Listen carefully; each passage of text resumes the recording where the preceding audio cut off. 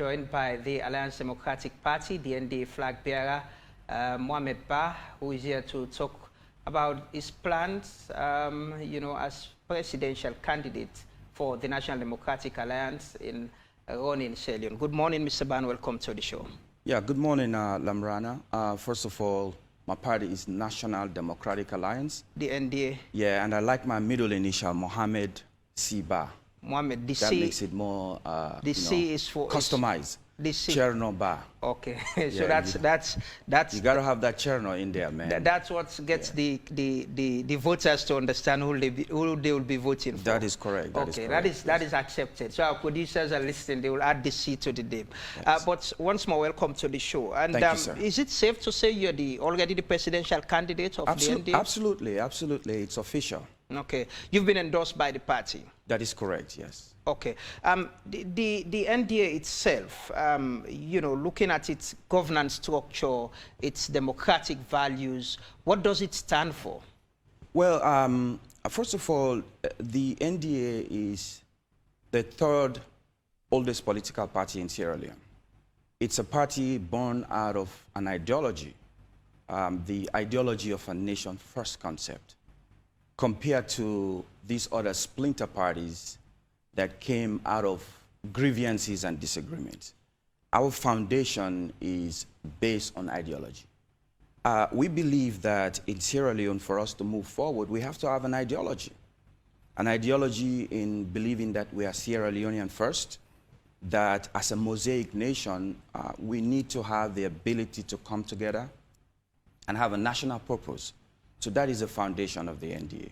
And, the ideology of nationalism and oneness, political parties are clearly aligned, either regionally or, with a certain tribe of people, either their leaders or the makeup of their national executives and all of that. But with the NDA, where do you stand? Well, with who or where could you be identified with? Well, for us, we are multi-ethnic based. In fact, the NDA is the only political party in Sierra Leone that compasses all the ethnic group. And that's my vision. That's why I'm running for president. I'm running because for us to achieve our social service aspirations, we have to collectively have a sense of national unity. So one of my first platforms is to create a sense of unity. Like you earlier said on your program, disagreement is okay. But we have to think at Sierra Leone. We have to govern based on issues. We have to appoint people in position of authority based on qualifications and merits. So for me, those are some of the criteria that I'm looking. Those are some of the things that I think I can bring to the national scene. Before Zulai comes in, I just want to ask quickly, it's very clear that the NDA as a party has been identified with the Fula tribe. Successively, the leaders, the presidential candidates have been people from the Fula tribe. Are you shying away from that? No. There is the perception. Because of our brothers in the north, who has a political party that's associated with Northerners, and our brothers in the south, their political parties is associated with ethnic groups from the south. Incidentally, because the NDA has been, the flag bearers of the NDA has been affiliated to an ethnic group, there's that general perception. But what qualifies a political party to be affiliated to a particular ethnic group is how they govern, their appointment base, the structure of their executive, and even the culture within that organization. For the NDA, it's opposite. Yes, this particular ethnic group has maybe 5 executive members, but majority are multi-ethnic. The base of the party, in fact, are non-related people from that ethnic group. Our largest voting bloc are more multi-ethnic than the other political parties. And here is a danger, and we've seen it. We've seen why ethnicity has been our problem in Sierra Leone. We've seen why regionalism has been a problem. Because most of the traditional political parties in Sierra Leone tend to draw their base support from ethnic group. And that's what's creating this problem of national cohesion, because people are thinking ethnic instead of thinking nation. Okay, I want to take you to the issue of corruption. First of all, what do you think of in terms of how this present government has handled, corruption practices, before I go further into that? Well, one of the biggest problems in Sierra Leone and in sub-Saharan Africa is corruption. It is, in fact, one of the problems that is draining our economy. And corruption occurs when we have a leadership issue, because you cannot have a country where there is no accountability and transparency, where the resources of the country is not being managed effectively to impact social services and make the life of the people better. As far as let's talk about the elephant in the room. We have widespread corruption in Sierra Leone. We can deny that. But here is my focus. If I have the opportunity to serve Sierra Leone, I will provide the leadership where there is a zero tolerance to corruption. And it's not by words, it's by building the institutions, creating the environment. For example, ministries, departments, and agencies, by now, we need to be digitalized, okay? We need to have what you call a cashless transaction and activities. We need to have a strong audit system in this country, an institution that is able to get a scope where every activities that we do here. So corruption is, addressing that issue of corruption is not only talking about it, and also people think we can address corruption by legislation. It doesn't work that way. I think we can address corruption also by improving the conditions of services of our people, paying them. The reason why I asked that, because I think it was 2 weeks back, the Institute of Governance Reform, they are on their plans to give the citizens manifesto. That's what citizens want. Right. And one of the recommendations that were there is that they need presidential aspirants to, show what they have, to put it forward before and after election. So as a unity party, because it seems as if there's little or no belief in those who stand for presidential, positions. That's why they're asking for presidential candidates to submit what they have. Do you buy that idea? Yes, I think it's a great idea. And I do understand why there is a little trust in the public today. It's because of the experiences. I think anybody who is aspiring for the highest office needs to declare their assets, needs to show their income, if they have any wealth, so that during their course of their presidency, the people of this country would know that, their wealth was not immersed by any act of corruption. I'm going to refer to you as Cherno, because it seems as if you like the name and you put a lot of respect to it. So, Cherno, what sets you apart? What makes you different in this very corruption that you say as a party and as a leader of the NDA you can tackle? Well, what sets me apart is my orientation. Born in this country, I have known government after government having this problem of resource management. Born in this country, knowing that people who aspire to lead are focused on what is good for them and not what is good for Sierra Leone. Now, a product of this country, I have realized that it is time for us to take a different angle. You know what? I believe that if I could turn this country around, if I could move this country from a low-income country to an upper-middle country, like Ghana, for example, like Mauritius, like Seychelles, you understand? I don't need the money from Sierra Leone. The books that I will write, the speeches that I would do will make me a millionaire. So I have that orientation that day one when I get to office, it's about the people of Sierra Leone. Will you declare your assets? Absolutely. Okay, before the elections. Before the election, Let me bring you back to the NDA itself. Are you aware that the party, there is a court issue with the party challenging the decision of making you a flag bearer? Well, look, you cannot go to State House without passing through the High Courts. Every presidential candidate go through that process. But there are mediation process, and we're working towards that. I, as a leader, believe that everybody should be part of the process. I have gone to the process where, like, if you want a position, come and take the position. But the focus here is... And others are challenging that. They're saying... there is a lot of progress. There is a lot of progress, and I think... You're mediating, is that? You're taking the matter out of court? So I can recall, same happened with the NDA. It was in 2012 or 2018 when the party was unable to even, you know, field a presidential candidate to contest the election. And you're still in court again. And we're less than 3 months to elections. Lamrana, there is no political party in Sierra Leone that doesn't go to court. So that's not a new thing. I mean, we know what happened to the APC.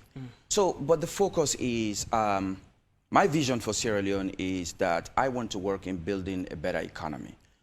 Today, if you look at our country, our GDP is not growing. Now, I'll come to ask you about your plans, the economy. I just want us to talk about the democracy within the NDA, because political parties need to be democratic, need to be transparent as well, because you're vying for national leadership. The NDA itself, how you know, open it is, you know, to other people, to other nationals, other tribes. Earlier I asked you about the NDA being a party that is affiliated to the Fula tribe, and successively the example has been the presidential candidates of the party have been people from the Fula tribe. How you know, nationalistic is the party? The party is broad-based and multi-ethnic.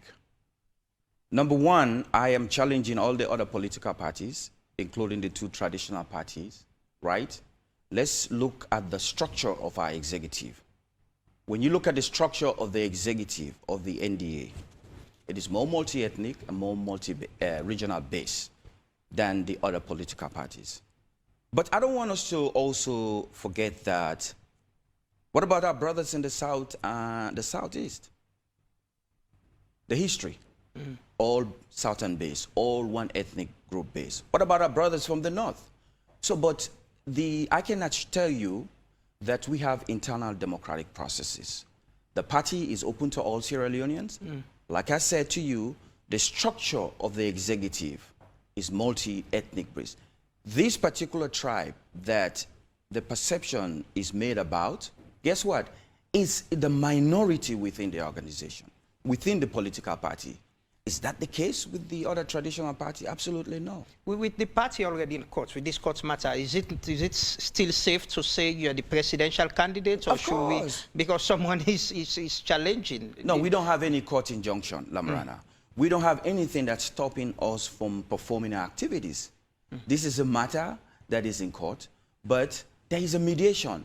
And I can assure you very soon that would be resolved. But I can tell you officially that I am the candidate who will be contesting under the NDA party. Who will you prefer to run with as your running mates? We already have the gender empowerment, the gender women empowerment bill that is proposing, you know, for more women to be appointed in elective position or other position as well. Will you be running with a woman? Will you prefer? Absolutely, women? absolutely. We are the first political party that started that process. In fact, for us, our running mate is by default a woman, because we value women. We started the women empowerment before gender bill, before all the whistles are being blown about women. By default, our running mate is always a woman because we value women. We feel that we are missing out as a nation because we're not involving the women. You already have a woman in mind, or you've appointed? There is a process, and very soon we will make that announcement. You know, since independence, 2 political parties have governed Sierra Leone, excuse me, the APC and the SLPP. We are going into elections now, come June 24th. Do you truly believe, you know, the NDA can win an election in Sierra Leone, taking into consideration the provinces and your divergence into all of those areas? Yes, I do. I do. You know, I have to confess, you know, the people of Sierra Leone have a fatal attraction with the APC and the SLPP. That's been the history. I do understand that. I do understand that when you have a fatal attraction, just like a woman having a fatal attraction to a man, there's always an abuse and there's always a bad experience. But one day, that woman will get up and say, you know, no more. I don't want to be part of this. I don't want to be part of this experience. I think this time around, the people of this country will make a better choice of saying that, why do we continue to do the same thing over and over and get the same results? Why can't we bet on the NDA? Why can't we bet on the NDA? NDA building a coalition of experienced and qualified Sierra Leoneans to address the issues of this country, to address the issue of corruption, building the economy, working on energy security, which would be one of my top primary focus. Because, you know, if I can say quickly on that, Sierra Leone, we have only 100 megawatts of electricity generation, a population of 8 million. And let me come to sub-Saharan Africa.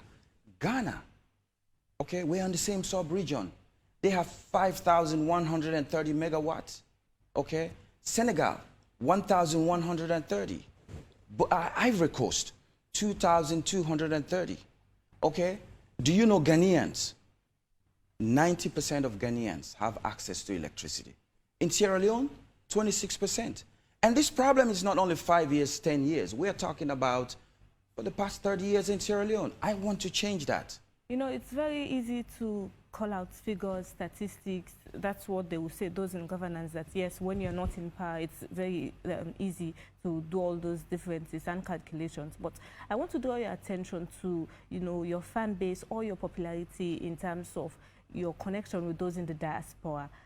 They play a great role when it comes to politics, when it comes to election. They get to feed a lot of information to Sierra Leoneans, and, you know, easily information is sent and it goes viral. How effective have you been, or do you have a very strong fan base with the diaspora? Absolutely, absolutely. This is not my first time aspiring. I have been perhaps 2 election cycles. I have been consistent because I believe in the people of Sierra Leone.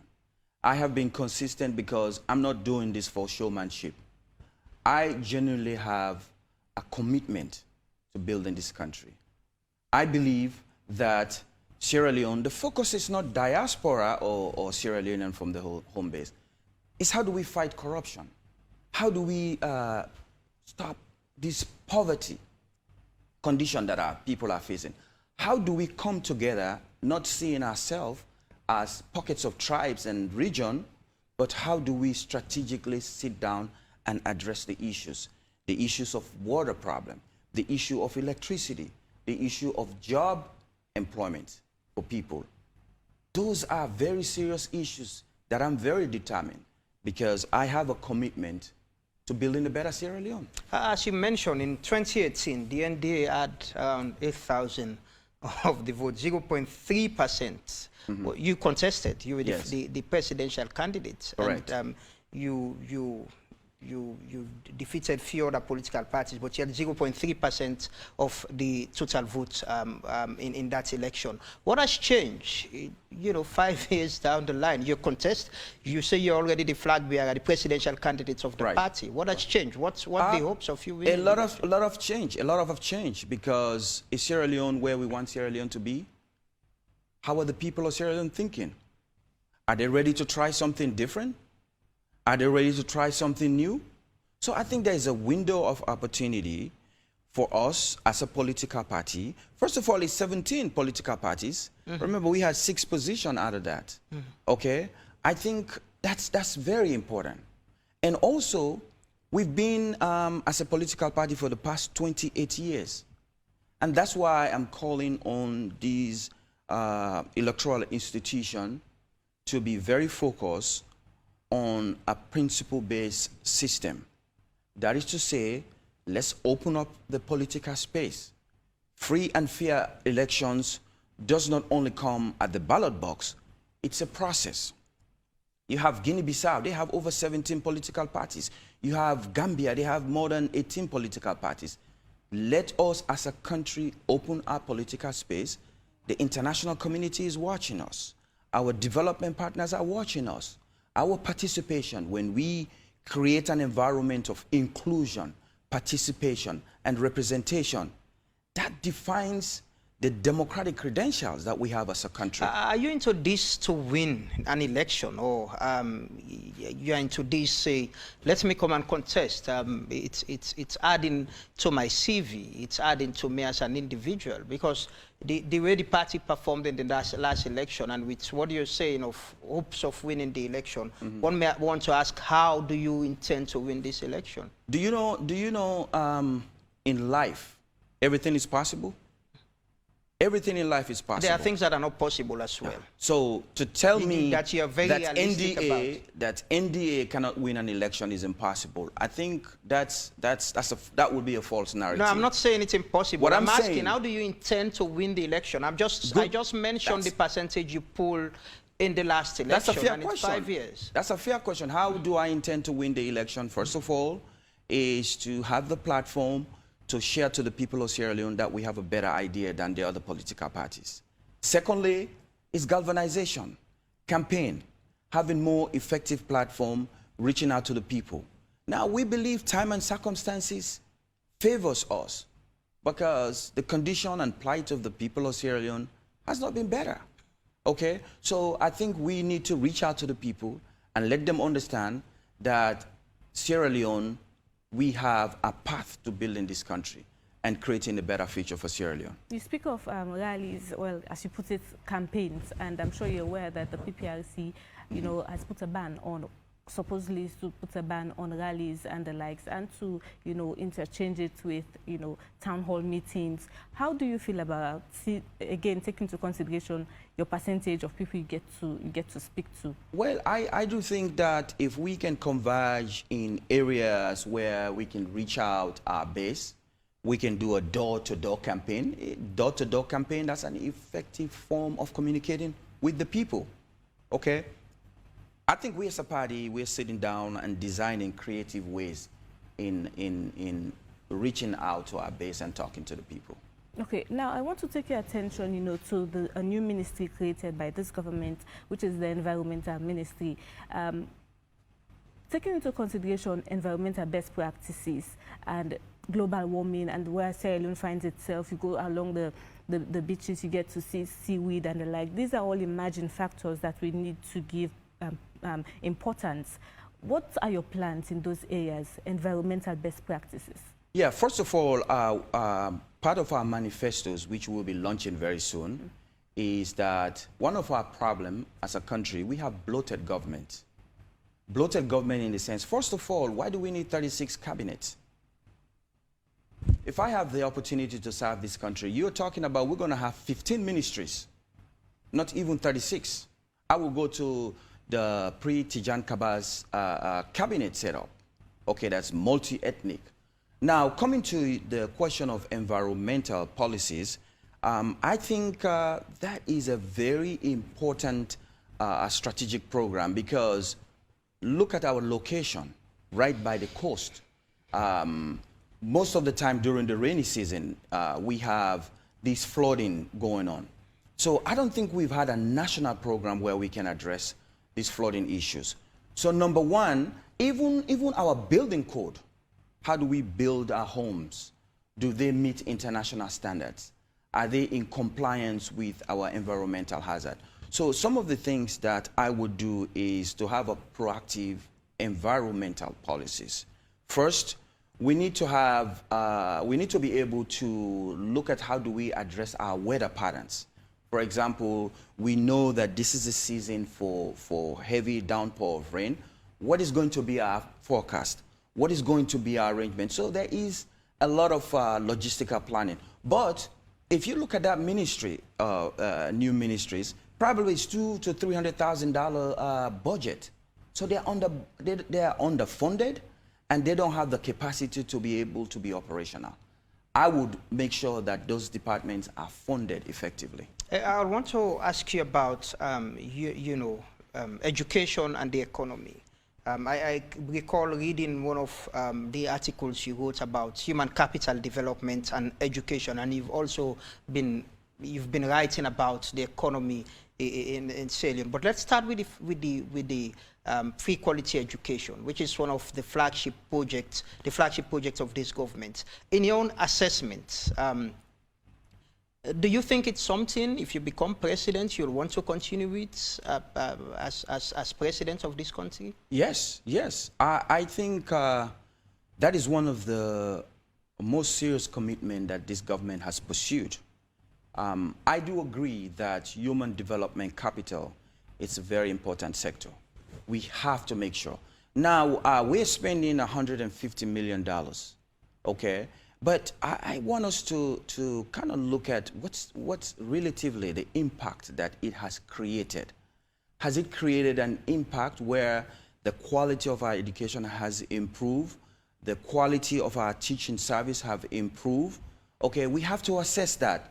Have we been able to build the infrastructure where we have more classrooms, teachers are trained?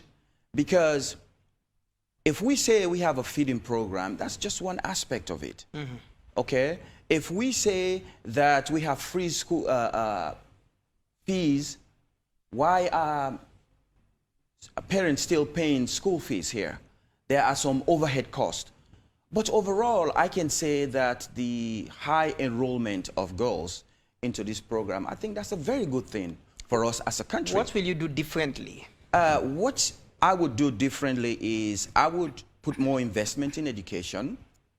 I would build the infrastructure, more classroom, training of more teachers. And also, one thing that I would do different is we need to have a vocational and technical based type of education. Let's have Sierra Leoneans become carpenters, electricians. Have 1 year, 2 year program so that they can have jobs. Construction workers, right? I would focus on that. I would invest heavily. You spoke about building more classrooms, more teachers and all of that. Where do you intend to get the money from? Because the challenge this government has been talking about, even though they increase funding, you know, budgetary allocation to the education sector, there's still challenges of getting more money to invest in the sector. Where do you intend to get the money from? Well, first of all, I am going to change the strategy in the way we get money. My government is not going to focus on a donor-based type of economy where we wait for development partners. Now, let me look at one specific area, which is mining. And I want to look at one specific area. There is, when the iron ore is processed here, there is a residue of something they call slag and what's the other thing? And ash. The European Union, just 2022, our export earning was $267 million. This is just one mineral, okay? Listen, man, we need to be high net exporters. That's where I'm going to get the money. We need to ramp up these mining sectors, okay? And also 2 areas that we have not focused on, tourism and fishing. You have countries like Mauritius, countries like Seychelles. That's their largest export revenue base. So I'm not going to sit down here and wait for development partners to give me money. I'm going to ramp up the mining sector. I'm going to invest in tourism. I'm going to invest in fisheries, okay? We're not going to be talking about millions of dollars of revenue, billions of dollars of revenues. Okay. So we have the money. Yeah, I was going to ask you about the economy as well. It's one sector you've been writing and talking about, you know, even in the last election. One of the most critical issues presently being discussed is the economy, the state of the economy, the livelihood of the people as well, the standard of living. What's your position on that, and what do you intend to do to address it if you become president? First of all, I think we need to be an export-earning nation. Okay? Last year, our revenue is $190 million, and we went and spent $590 million. Okay? Our GDP, $4.6 billion for 8 million people, and for the type of resources we have, is too small. So that's why we don't have the money. So here's what I would do. Number one, the baseline for an economy, number one, is GDP growth. We have 2.9% of our GDP growth. You're talking about since 2003 up, we were making 5 to 6% GDP growth. So for us to be able to increase the GDP growth, we have to invest in the mining sector. We have to export mining, tourism, like I was saying, fisheries, and also agriculture as well, as a matter of fact. So what I would do different is encourage private investment in Sierra Leone, encourage multinational investment in Sierra Leone, okay? Begin to improve export revenue in the country, and then create job opportunities. What are the policies that you'll do, or what are the laws that you'll enact to achieve that? Because you need policies, you definitely need some laws, you know, that will perhaps attract foreign direct investments to come to the country. Presently, what's your assessment of the present status of our economy in this country? Well, I mean, the state of the economy, if you look at the 5 fastest growing economies, Sierra Leone is not part of that. Rwanda, you look at Ivory Coast, you look at Benin, you look at countries like Ethiopia and Tanzania, we're not there, okay? Our economy has not been doing well. But building an economy, Lamrana, it's not through legislation. It's to having a strategic policy approach. And the policy approach is here, like I was saying, we need to be an export earning. Now, one of a serious commitment recently that I like that this government did was the trade agreement that we made with the UK. That is how you begin to build an economy. Now, if we see the potential that we had, okay, with the European Union, 267 million, why can't we have a projection that in 2023, we are going to look at building a $1 billion export revenue from there? Okay, so here is the point. Building an economy is not through legislation. It's a commitment. Building an economy is for government to sit down and have a strategic planning and allocating resources and implementing it. And it has to do with creating jobs as well. What's your plan of addressing the level of unemployment in the country? When you become an export earning country, job is created. When you attract multinational investment, job is created. When you expand the mining sector, job is created. When you support the private sector, job is created. So that's how you create jobs. But job is only created in Sierra Leone is when you go to government. Okay? We have, let me tell you, 5.4 million acres of land in this country. Do you know only 10% is being cultivated in this country? We are not even investing in agriculture. We can create millions of jobs in that sector. So that's the way how we go. Okay, let's talk about, particularly youth and our culture in terms of maintaining our, civic responsibility. Studies have shown that the lack of interest in civic responsibility and the likes are some of, contributing factors that makes the youth, disinterested when it comes to politics and the likes. What would be your plans in terms of, speaking to the minds of Sierra Leoneans, youth generally, on, being involved and being interested into those civic responsibilities? I understand the young people. How would you feel when you have one government after another promising you all these things? At the end of the day, even when you call your parliamentarian the Panodi, how do you feel?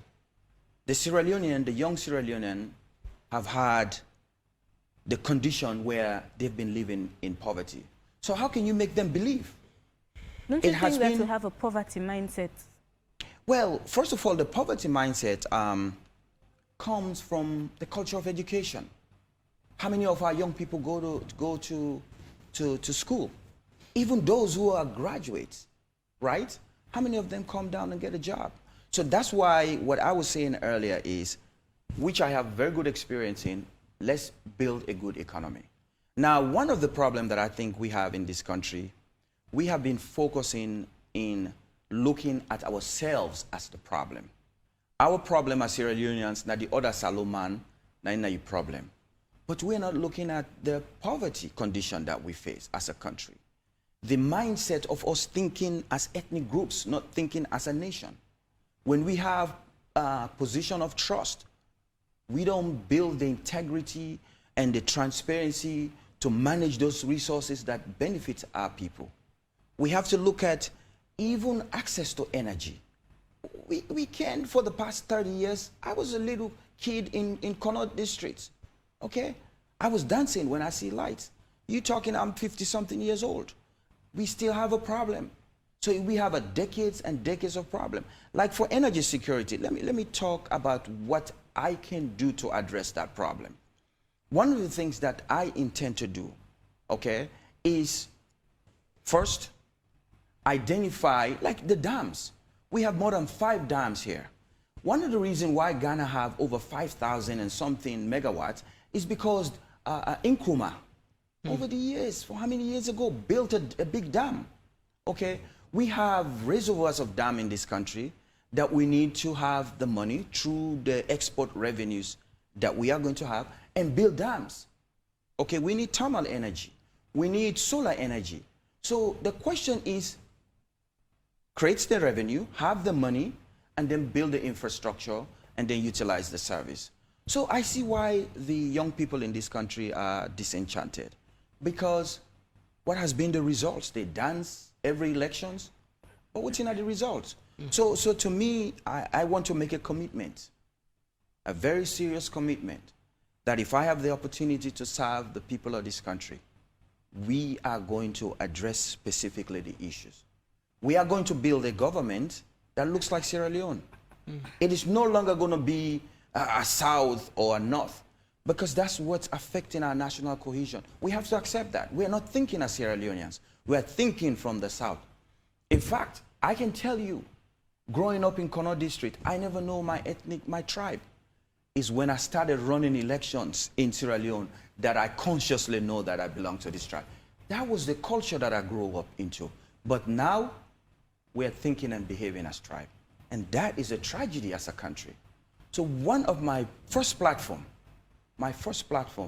we need to come together. Okay? Look at Ghana, man. Look at these other countries. They are doing, look at Senegal. I had a Senegalese friend of mine, a co-worker. I asked him, why is Senegal, you guys tend to work together, tend to be a people that are nation-driven? He said, because we have an outstanding religious leaders in our country. When our religious leaders speak, we all listen as young people. So I think it's about time we go the old-fashioned way. This election is on in every area, local council, parliament, and all of that. Yeah, we are strategically reviewing it. I think also, and I would like to appeal to the Electoral Commission here, that we need to create a mechanism where it's more inclusive, more participatory, because now, I don't know if you guys know, for example, in the Western area, if we have 30 constituencies, you have to fill 30 plus another 30, which is 60 times 3 million leones. It's a cost burden. You understand? Yes, but we as a party, so you mean the fees, intending, the nomination fees, yes, is too much? No, it's not the nomination. It's the number. Like having a 30 candidates who will be filling, and then you have to have a 30 reserve. Okay. So that combines it to 60. So that increased the amount. So I think for other smaller political parties, that would be a problem. I think that needs to be revisited. What do you think about the percentage, the threshold? The threshold also needs to shrink down a little bit. Because here is what we need to look at. Elections is not about winners or losers. Elections is about building structures and institutions that can sustain, that can be there. And let's don't forget, people are going to judge us by the strength of our institutions, by the way we conduct elections. So I don't think we need to have this mindset of just catering to two political parties. This is we have a multi-party democracy, and that's what our 1991 Constitution prescribed. Building your custom. Prescribed. Quickly, as we round up, I have two important messages here. The first one is from Swissman, and it says, if you have the opportunity to serve Sierra Leone, when someone is corrupt, will you implement jail time punishment on corrupt politician, or will you suggest to resolve the matter out of court like what the current government is doing? What's your first take on that? If the law will take its course? Yes, jail time, particularly jail time. For corrupt politicians. That is correct. You stand by that? I stand by that, correct. Okay, and finally, there's another one that says, I should ask you if you have a garden in Sierra Leone. That's definitely on the agricultural best practices we were speaking on. Do you have a garden, as he puts it? Yes, I do have a garden in Kono district. And you farm extensively?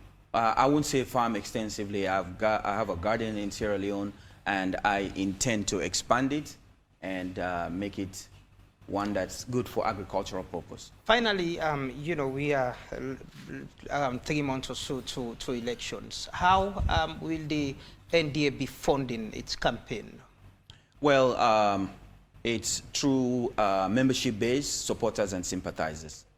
Okay, that's how you fund the campaign. And you're also resident in the United States of America, I'm sure. That is correct. Are you moving back to come and campaign, or you've moved already? Hold on. You're going to tell me as a Sierra Leonean I'm moving back? Yeah, I'm asking. You're resident. I'm not moving back. No, this is what home, I brother. established first was that you are a resident in the United States of America. Listen, I'm not moving back. I'm a Sierra Leonean. This is my home. I understand, but people can be dual citizens as well. People can reside in other countries. If they want to come back, they can return to their country. So I'm asking.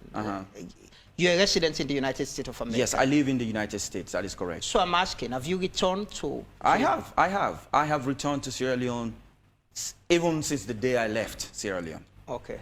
So finally, as we close with you, what message will you want to give to Sierra Leoneans out there? You know, those, the electorate.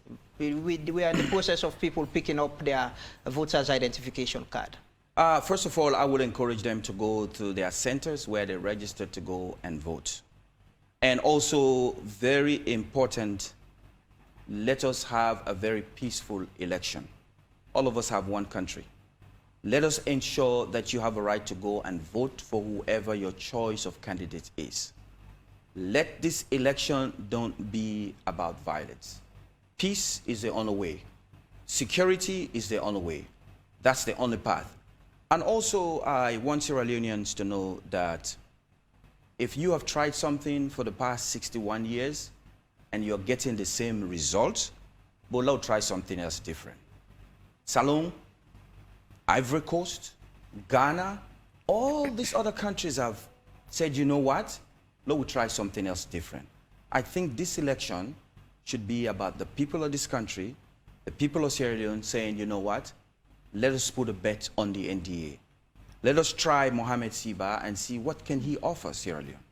How can Mohamed Siba focus in creating jobs, building a better economy, creating access to education, jail time for people who are corrupt offenders, recuperating a lot of this money, making Sierra Leone an export-earning country, investing in tourism and fisheries. Let us get better Salone. Okay. That's the plan.